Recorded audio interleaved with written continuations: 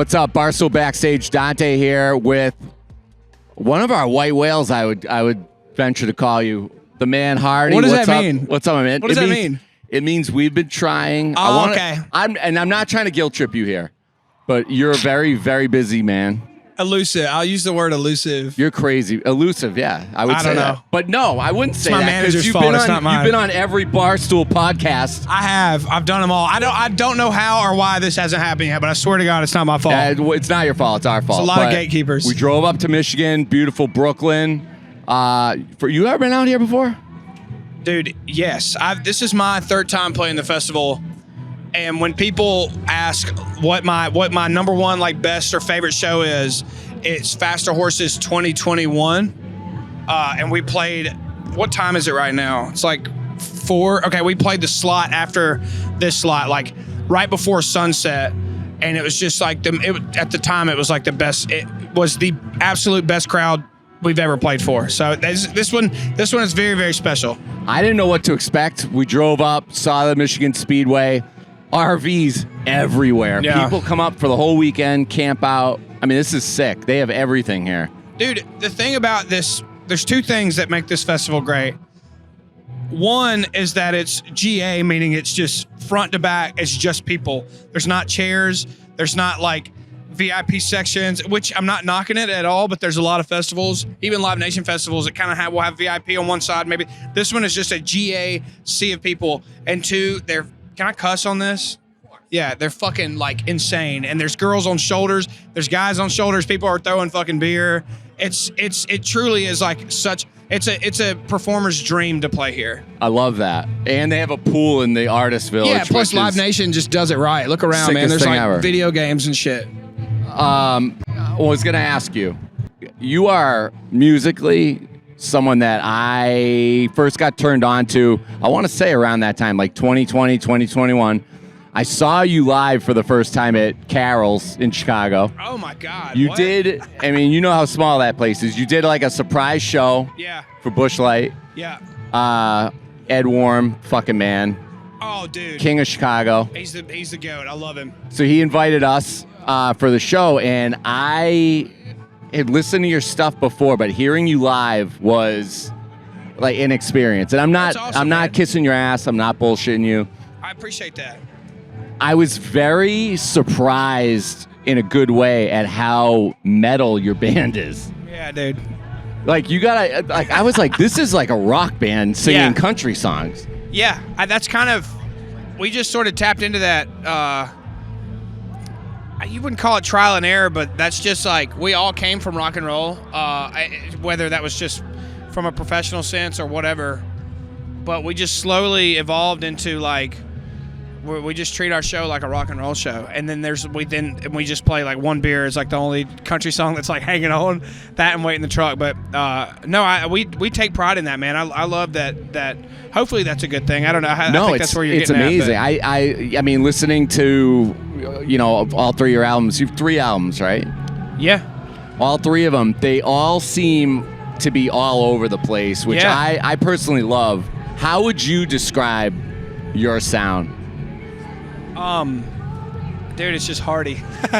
I haven't coined that. I mean, that's like my manager and a couple other people, because I've tried to be like, well, this one's a country song and this one's that, and everybody, even my fans, seem to be like, man, it's just a Hardy song, and I hate saying that in third person, and like, I'm not that kind of person, but I truly like, I just make whatever I think is cool and what I like, and I just try not to put it in a box, and it just sort of is what it is, and it just lives anywhere, and I don't know. I mean, that couldn't have been easy coming up and sticking to that script and actually breaking through in a genre that tries to conform as much as country. I feel like, first of all, I have to praise my like record label and my management and everybody, because they never gave me any shit for trying to push like any boundary or not at all. Big Loud?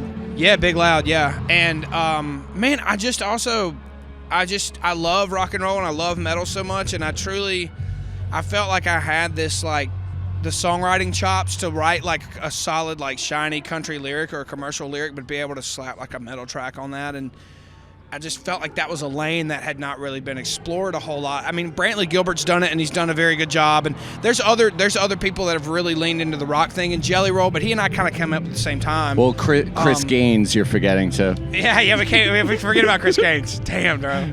But I just felt like it was worth experimenting because I didn't feel like a lot of people were giving that a shot. And I loved it so much that it just came. I love rock and roll so much that it just came like natural to me. Who were your influences growing up? I mean, we're kind of the same age. I think that's part of why I love your sound so much, because I'm listening to it, and I played him 3006 on the way up. Yeah. And he's a young buck, but dude, that's brain stew. Yeah. Of course, dude. Everything that I do is a product, and it's all not intentional, but it's a regurgitation of music that I love growing up. Which was who? Give me some names. What year were you born, by the way? I'm curious. Early 80s. Okay. So you, man, I'm so fucking jealous, dude, because you got to experience a lot of stuff as like a teenager. All the grunge. That's so fucking cool. Yeah. So like the bands that really, really influenced me were like the turn of the 2000s. That's kind of when I could get a ride to Walmart and buy like a CD, or you know what I mean? That was like my era. So it was a lot of nu metal. So like Lincoln Hybrid Theory was one of the first records that I like wore out. Like all the Limp Bizkit stuff at Korn. Puddle of Mud was huge. Stain was huge. Unapologetically Nickelback. Unapologetically Creed. Just all that shit, dude. It influenced me so much. That was like it was like my dad played all this classic rock for me, and I thought that was great and cool, but I'm so happy that I got to experience that wave of like nu metal and active rock, and like as it came out, which I know because people like today will never get to experience that anymore, and having that dopamine hit of like you got to hear that song and you don't know the next time you're going to hear it unless you go buy the CD and all that. But anything that was under the category of hard rock or metal or nu metal from like 1999 to 2006 was like that shaped me as an artist. Dude, you're right. No on demand, no streaming. I mean, you were like listening on the radio, waiting, praying to God, calling the radio station like, can you please play freaking How You Remind Me or whatever it is. I mean, it was such a great feeling to hear that. It was like drugs, dude. I mean, going from that side of it where you're growing up, you know, idolizing these artists and acts and bands, to now being in your shoes where you're collaborating with some of these people you grew up listening to. I mean, what is that like? Weird. Like, dude, you've done songs with Chad Smith, Chili Peppers, which is insane. I know Fred Durst has been on. Yeah. You mentioned Limp Bizkit as an inspiration. I mean, it's crazy, dude. It's weird. I still can't process some of that. I mean, how's that come about? I mean, are you just a natural networker, or are you reaching out to these people? Like Chad, I met Chad at the Super Bowl in an elevator, and I introduced myself. I didn't say like I'm a singer, blah blah blah. I was just like, hey, my name is Michael Hardy. I'm just glad to meet you, man. I'm a big fan. And we were getting to the Super Bowl. And when I got to the Super Bowl, we were in this like little box thing, and Chad Kroeger from Nickelback was there, who I do know really well.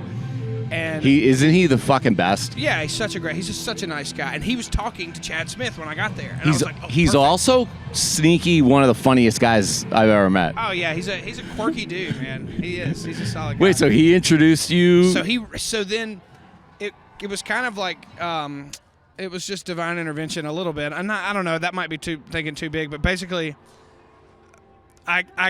Chad reintroduced me to Chad, and Chad was like, "Oh, I met you in the elevator."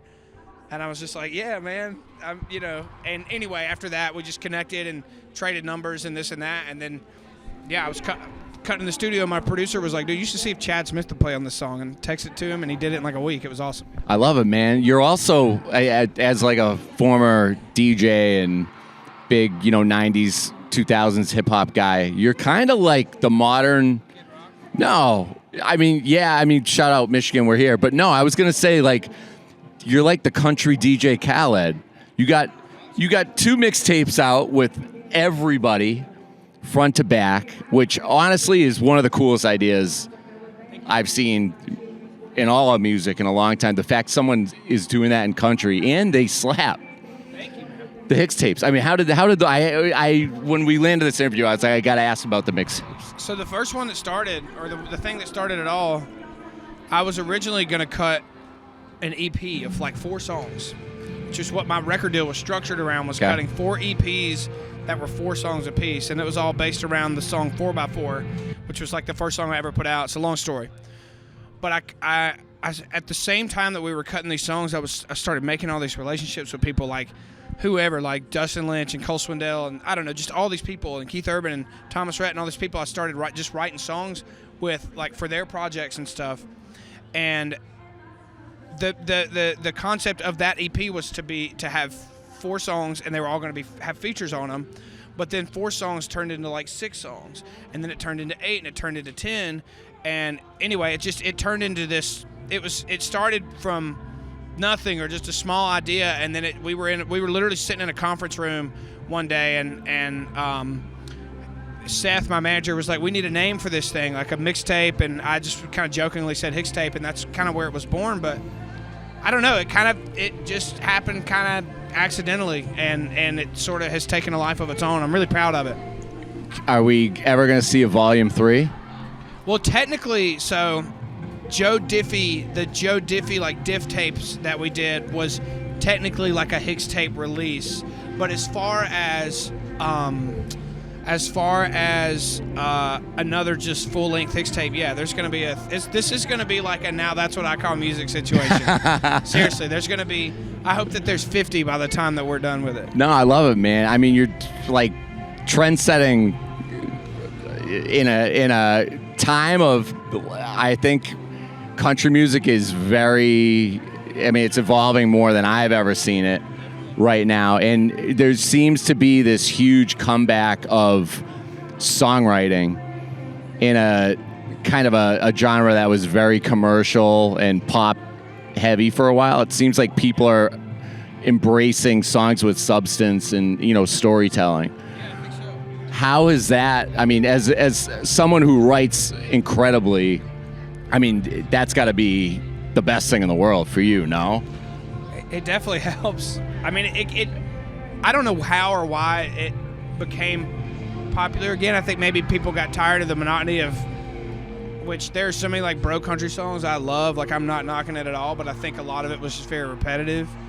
And I don't know, maybe like the new story song thing was like just fresh to people's ears, and I don't know, but it makes me feel excited because my favorite thing in the absolute world is to write just a cool song that tells a story, or just something like that has, substance to it. And the fact that it's back and that songs like that can live and be hits on the radio and change people's lives and all that, it's cool as shit, man. I'm very thankful for that. It feels like every single one of your songs does that. When you're sitting down to write, are you writing from a place like autobiographical, or are you thinking up a character? I think like a lot of it is, if I don't, like, it's either like situations I've witnessed, or a lot of it is stuff I've been through, but a lot of it is just observing a situation and then maybe turning that into a first-person thing, for the sake of the song or whatever. But dude, it comes from everywhere. Like, some of it comes from thin air. Some of them are not my ideas. I have a bunch of really great collaborators that have amazing ideas. You know what I mean? And then when you hear those ideas, you just, I don't know, you have to tap into maybe a moment where you experience something similar and you just kind of pull from that. But no, I mean, not all of my stuff is, I always say that, Johnny Cash didn't shoot a man in Reno, right? Like, sometimes you have to kind of develop a story, and that's okay. I think that's part of your art, right? You don't paint pictures.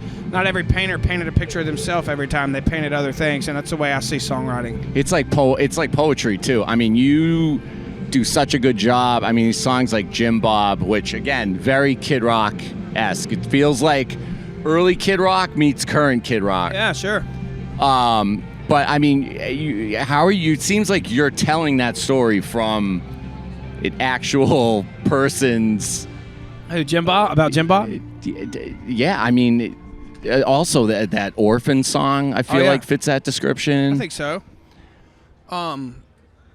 Orphan's a little bit different. It's a little bit more complicated because I have been very accepted by Nashville, and that song was just sort of the idea of like, maybe that I wasn't as much, but I really truly have. I think that's a good example of like an art installment of just an angsty person or whatever. But Jim Bob is a combination of like 10 people I know from my hometown. No way.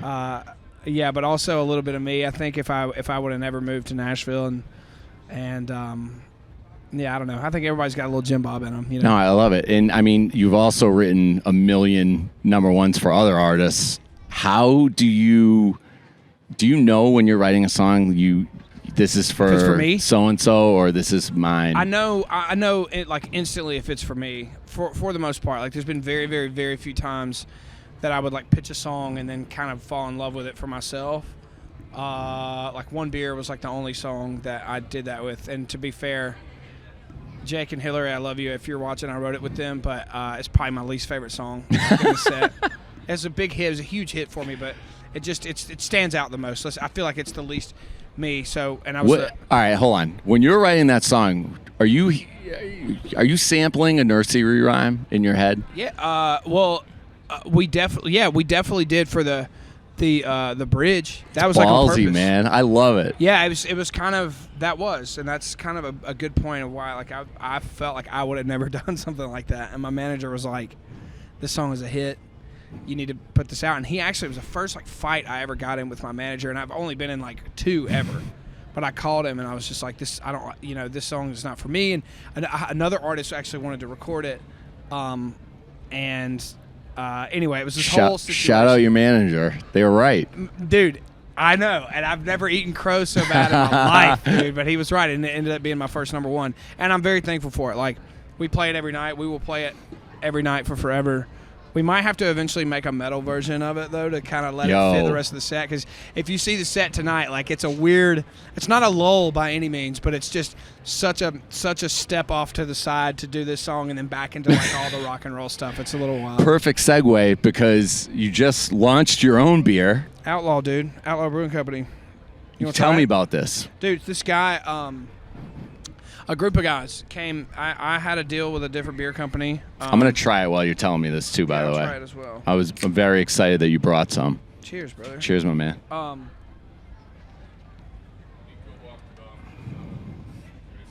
lot of flavor, yeah? Really good. Great for light. Yeah, What is 5.9? Or no, what is it? I should know this. They're going to kill me. Anyway, it's a brand new company. That they're really just trying to tap into the light beer market, and I was wide open as far as like a new beer deal, and they gave me a great deal, and I like the beer, so yeah, shout out Outlaw. It's a new company. I'm just taking a chance on these guys, and they're really great people, and anyway, we'll see where it goes. Beautiful. Is it available? So it's available. Or did you guys it's in like Walmart's. It's all over the country, but it's in only like specific places. I wish I knew more about it, but you can find it in Walmart. You can find it in gas stations. I think there's a lot of like Kroger's and things like that. I'm not really sure, but I'm not sure how many states it's in. But yeah, if you're in a Walmart and you're in the beer section, just go look for it. All right, I got to get you out of here. We're getting you up on stage, but before you go, as a guy who I promised Nick, our cameraman, your show's electric. I already know. I saw you at CMA Fest too, and. Dude, this is going to be so much better than all of that. Dude, I'm all right. Now I'm like fired up to see this. But for a guy who stands up there and screams beginning to end, and your voice is still perfect, I got to get your comments on our boy Glenny Balls' scream. That was bad. What the hell is that about, man? Dude, I'm so glad they kept that in that interview. He just didn't try hard enough, dude. Can we get an impersonation of it for people? Glenny went like, ah. Glenny, I love you. I can't believe he's not here. He just didn't. He didn't try hard enough. I think that's all it is, dude. If he would have tried, Glenny is when you're built like just a brute dude like that. Like you can really let the scream out. I just don't think he didn't give a shit about it enough, and I wish he did. We're gonna try it again one day. Glenny, clean it up, man. Get clean your it shit up. Together, dude. All right, Hardy, this was awesome, man. Thank you so much. Thank you, man. I appreciate it. Good dude. Can't wait to have you back and shoot the shit about some watches again. Yeah. Enjoy the show tonight. All right, man. Can't wait. Thank you.